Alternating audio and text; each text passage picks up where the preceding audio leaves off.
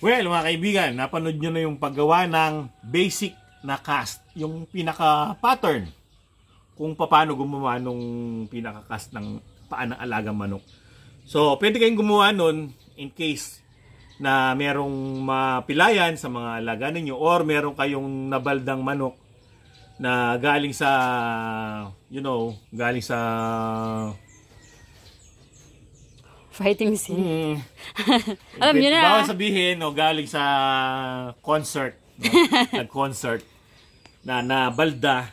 So, meron na kayong basic na cast. So, imo-modify nyo na lang ayon dun sa paanong nabalda nyo ng manok. So, ang gagawin nyo lang, kunin nyo lang yung basic nyo, susukatan nyo kung saan yung tahid. Katulad nito, sinukat ko na yung tahid ni Tikbalang. Siya yung gagawin nating model. Ayun. So, in specification niya, ganyan yung pagkabuka ng mga daliri. Ganyan siya ka-slant. So, hindi katulad nung kay Sky, medyo ganyan. Flat. Kay medyo tingkayad siya. Tapos, nabuka na ng konti kasi medyo mas malaki ang paa niya kay Sky. Tapos, niliha ko na rin yung mga edges para walang matalim. Pati yung mga kanto-kanto para walang matulis. Yan. In-smooth ko na lahat-lahat. So, ito ay gawa para sa paa. No? Sa kaliwang paa ni Tikbalang. So, hindi ito pwede sa paa ni Hope. Lalo na. So, depende lang din sa alaga ninyo. Kung malaki yung paa, iinitin mo dito banda. Tapos ibubuka mo siya ngayon. Para bumuka. Para doon sa malalaking paang manok. Depende sa sukat talaga ng alagang manok kung gaano kalaki yung paa niya. So ilalagay na natin to. Papakita ko sa inyo paano namin nilalagay na hindi masasaktan yung manok habang siya'y nakakast, habang nagpapagaling. So kailangan natin ng bulak para malambot lang yung ibabalot natin yung paa. Tapos tape at gunting. Ito ay gunting dito. Ibinulsa ko kanina. Hehe. Oh, diba? Let's go! So, eto na yung paa. Kaliwa. So, ilalagay na yan dyan. Tama-tama lang yung buka ng kanyang daliri dun sa pinaka-level ng pagkakabuka ng PVC. So, ayan. Tama-tama. So, ang gagawin, first things first, lalagyan ng balot to na malambot. Ito. Kasi para hindi siya masaktan, no? Dapat may malambot yan dyan. So, ang ginagamit namin, bulak. Yan. Kumukuha kami ng bulak. Tapos, nilalagay namin yan dyan. O, yan, balot. So, balot siya ng bulak. O, no? Tapos, pagkalagay ng bulak, lalagyan ng tape para hindi matanggal yung pagkakalagay ng bulak. Tandaan lang mga kaibigan, dapat maluwag. Maluwag lang huwag yung masikip. Ayan gumagalaw pa siya, gumagalaw. Kailangan maluwag lang. Mahirap kasi pag masikip yan, mamamaga yung paa ng alaga natin. So lalagyan din natin dito sa ilalim ng bulak. Hatiin lang natin kasi kailangan lang yung manipis lang. Yan. So dito, maglalagay tayo dito. Manipis lang. Yan. Lalagay din ng tape para hindi matanggal. Again, tandaan lang na dapat maluwag yan, maluwag. So ayan. So nakalagay na. So ilalagay na natin yung cast. Yan. So hindi yan siya masisikipan kasi maluwag naman yung mismong cast. Yan. So ayan, nakalagay na. Ite-tape ngayon natin yung cast mismo. No? Tandaan na kailangan maluwag din ang pagkakalagay ng tape. Ayan Hindi dapat masikipan ng ating alaga.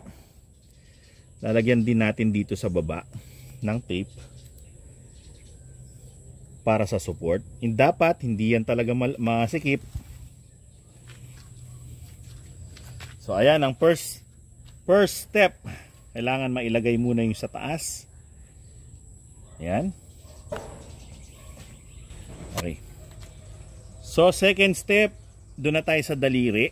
Ayan. Ilalagay mo lang yung daliri ng alaga. Ayun. Tapos, ititape din yung daliri ng alaga. Uunahin mo dito sa make cast para matibay yung pagkakalagay. Hilahin mo lang yung daliri. Again, dapat maluwag lang yung pagkakatape niya. Damihan mo yung repetition ng balot para matibay yung pagkakalagay sa paa. Yun. Dapat maluwag lang yan. Hindi dapat yan masikip. Maluwag dapat. Ayan, oh. Tapos, next, daliri. Yun. Maluwag lang dapat. Hindi dapat yan masikip. Yun. Last.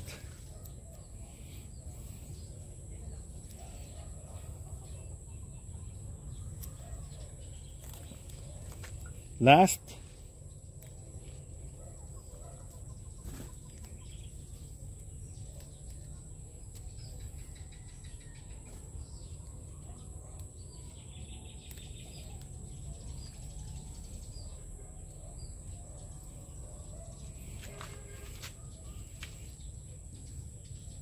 So ayan na ang nakakast na alaga nating manok.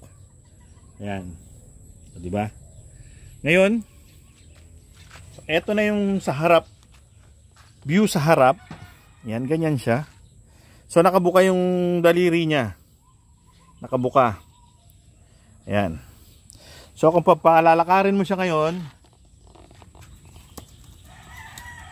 lakad lang, hindi talon. Ayan, ganyan siya. Naiilang siya kasi hindi naman siya sanay na meron yan. At saka wala naman siyang masamang pakiramdam. Oo, hindi naman siya baldado. Ba't siya ginanyan? Pero kung mapapansin nyo, di ba? Yan. Nakabuka yung paa ng alaga manok. Yan. Yan. So, ito'y customize kay Tikbalang. Tikbalang. Ayan. Hindi yan masikip pa. Dapat, ayan o. Kita ba dyan? Magalaw dapat. Dapat maluwag yan. So, yan ang ginawa naming cast. Ngayon, kung yung daliri, at tulad ng ibang manok, yung daliri talagang bumabaluktot, pwedeng mas mahaba ito. Ito. Ito naman ay ginawa kong ganyan para nakaka-grip pa rin siya.